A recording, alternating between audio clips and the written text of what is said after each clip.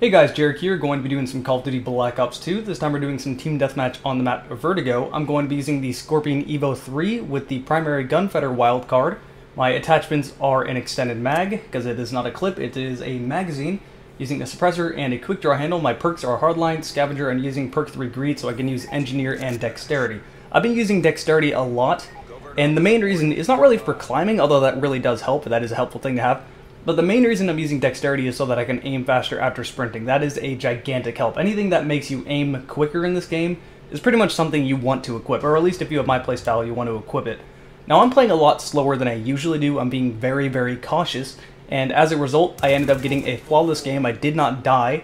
I got all my kill streaks. My kill streaks are set pretty high. I'm using a VTOL, a orbital VSAT, and attack dogs. I would equip the swarm, but I don't have it unlocked yet after I prestiged. One more level and I have that unlocked. So I do plan on equipping that and possibly getting a video of that as well. As far as I know, you can set out the swarm and attack dogs at the same time, or at least I hope so. Because that will just be the most ridiculous, overpowered thing. Can't go inside to avoid it, you get killed by the attack dogs. Can't go outside, you instantly get fucking raped by the swarm. I don't know if you've ever been in a game where someone had got the swarm, but it is ridiculous. You spawn, and if you're outside, literally within seconds, 300 killer drones will just land on you. It's definitely one of the most amusing. Like, I can't even get mad when that happens. It's just very amusing. So this map, Vertigo, this is one of the maps off the Uprising DLC, and I was a little skeptical at getting this DLC because in Black Ops 1, the DLCs seemed to either be really, really good or kind of bad, where just all the maps were just really not good at all. But thankfully I can say that this DLC, in my opinion, is even better than the last one, and I thought the last one was pretty good. I liked all the maps in the original DLC they released for Black Ops 2, and I like all the maps in the Uprising DLC. This one's definitely fun. When I saw the kind of the first preview or overview of this map, my first thought was, alright, so we're in some, it looks like, some area kind of similar to Dubai, in somewhat seems to be kind of a sandstorm. Immediately my mind's going to go to Spec Ops: The Line. That is the first thing that went into my mind. Looking at it, that might have been some of the inspiration, but I can't tell if I'm supposed to be in a sandstorm, or I'm pretty sure it's supposed to be a sandstorm, but it's kind of hard to tell if it's supposed to be sand or clouds. It might be clouds, who knows.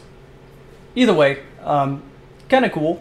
Cool setting nonetheless, but nothing, I don't know, nothing really amazing. The one thing I do really like about Treyarch's DLC is that they do kind of make the maps for the DLC seem pretty gimmicky.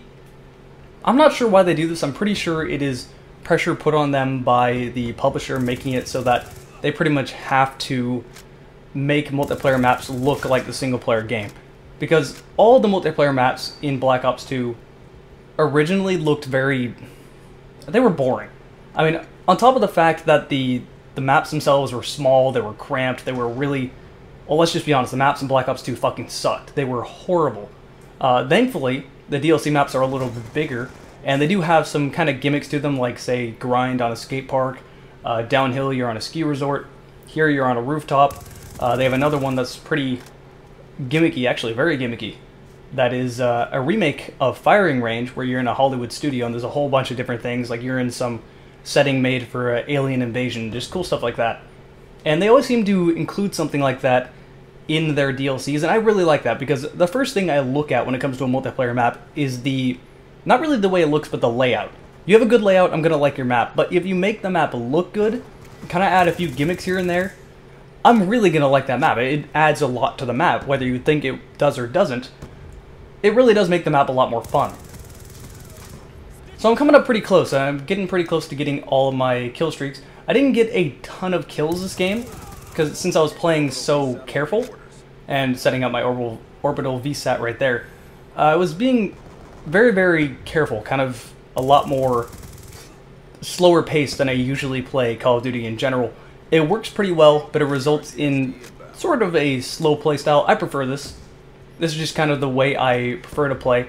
Call of Duty to me is nothing but a good time waster, honestly. And really, you know, I can have fun with it. Don't get me wrong, I don't hate it. Depending on what one you're talking about. I'm definitely not a fan of the Modern Warfare series. I do like Black Ops 1 and Black Ops 2 though. I prefer Black Ops 1.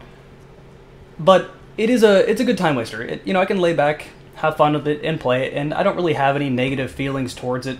I have some negative feelings towards the fan base, but I don't have any negative feelings towards the actual game. Anyway, my main point there I was supposed to be making is that I find it as a good time waster. I don't really take Call of Duty games seriously. I don't take it as a serious competitive franchise.